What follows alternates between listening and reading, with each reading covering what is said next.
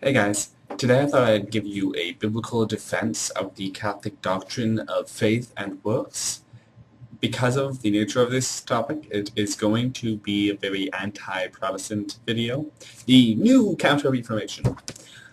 But so be it. So let me start by saying that there is no passage in Scripture that actually advocates faith alone. There are passages that appear to advocate it.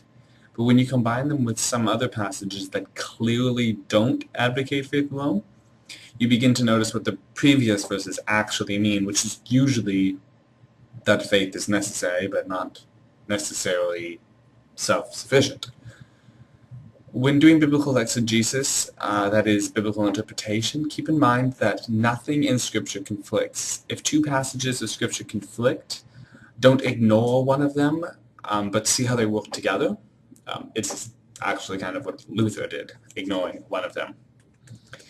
I'll start off my argument with a verse in the book of James, specifically James 2:24, which says, Do you not see that by works a man is justified, and not by faith only? Faith is necessary, but it is not sufficient. If you believe that the Bible is inerrant, then you must believe in the and accept that faith alone is insufficient. This is not simply a new teaching that James added. Luther actually thought that James was a heretic and wanted to remove his books from the Bible. The reason why it's not a new teaching is because Jesus himself taught the exact same thing. In Matthew 7:21, Jesus says, Not everyone that saith to me, Lord, Lord, shall enter the kingdom of heaven, but he that doeth the will of my Father who is in heaven, he shall enter the kingdom of heaven. There's also the parable of the sheep and the goats. Both sheep and goats called him Lord. The sheep answered his praise of them with, Lord, when did we see thee hungry, and fed thee, thirsty, and gave thee drink? And when did we see you a prisoner, and when did we see thee a stranger, and took thee in, or naked, and covered thee? Or when did we see you sick and in prison, and came to thee?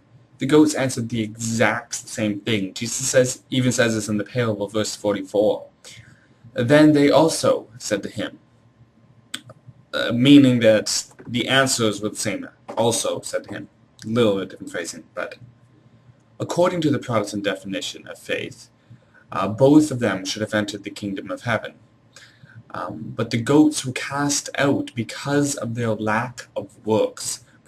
Another problem is that Protestants confuse the definitions of faith, trust, and belief, but that's going to be in another video at a later date. I don't know why so many Protestant pastors teach that Catholics try to buy their way into heaven. I've heard stuff like, Catholics don't believe that Jesus saved them and want to earn a spot in heaven for their own pride. What?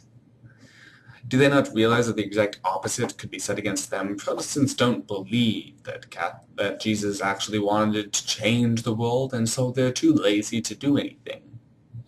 Both of these would be pretty stupid arguments. However, I will quote Proverbs 6:6, which says, Go to the ant, O sluggard, and learn her ways, and consider her ways, and learn wisdom. I honestly think that these pastors have been so brainwashed into thinking that Catholics are evil and pagan that they don't even want to consider Catholic interpretation of the Bible. It's completely ridiculous. Anyway, Catholics do not try to earn their way into heaven. That's not the Catholic teaching. I've shown that by now that Jesus taught the necessity of works. But he didn't only teach that works needed to be done, but he also taught how works needed to be done. John 15:5 tells us how. Without me you can do nothing. Any works that a Catholic does are truly the works of Christ. Catholics necessitate, that is, make necessary for salvation, living in accordance with faith what one has received. It is all the grace of God, though. Faith is called sanctifying grace, and is conferred in the sacraments, especially the sacrament of the Eucharist, while works is called actualizing grace. One objection that I've seen is Ephesians 2:8-9, which says, "For by grace you are saved through faith, and that not of yourselves, for it is the gift of God, not of works, that no man may glory." Again, Scripture cannot be used to disprove Scripture. That is what the atheist does to disprove Christianity. It's not suitable whatsoever among Christians. In verse 15 of the same chapter, Paul writes, "Making void the law of commandments contained in decrees, that he might make the two in himself into one new man, making peace." This is what St. Paul is talking about when he speaks of not being saved by works. He was referring to works of the law. Catholics are not saved by works of the law.